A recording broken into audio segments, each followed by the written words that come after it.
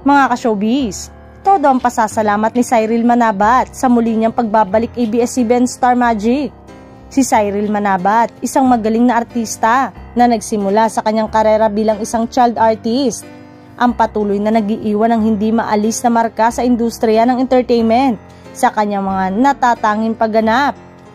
Kung ano man yung pinagdadaanan ko noon, thankful ako doon kasi maaga akong namulat at a very young age. Mula sa kanyang mga big break na proyekto hanggang sa kanyang mga pinakabagong proyekto.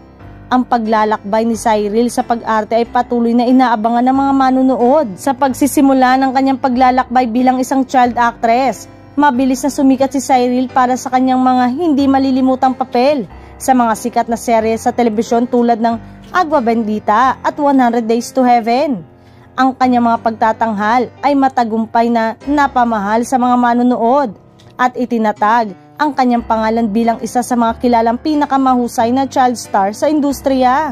Pagkatapos ng pahinga na umabot ng halos 6 na taon, kung saan nakatuon si Cyril sa kanyang personal na buhay, ay masaya ito na matagumpay siyang nakabalik sa screen sa pamamagitan ng drama series na Dirty Linen. Bago po ako bumalik sa industry, prepare ko po yung sarili ko na stable ako and sure ako sa pinapasok ko.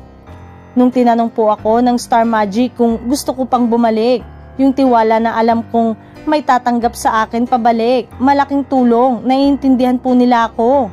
Siguro po kasi napalaki po nila ako ng tama, na-feed nila ako ng tama, morals and principles.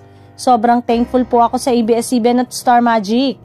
Kamakailan lamang, napanood si Cyril sa senior high kung saan ang kanyang papel ay mabilis na naging isa sa mga pinakaminamahal at pinakapaboritong karakter ng taghanga. Ang kanyang pagganap sa serye ay umani ng papuri mula sa mga manonood na lalong nagpatibay sa kanyang katayuan bilang isa sa mga pinakamahusay na artista sa telebisyon sa Pilipinas.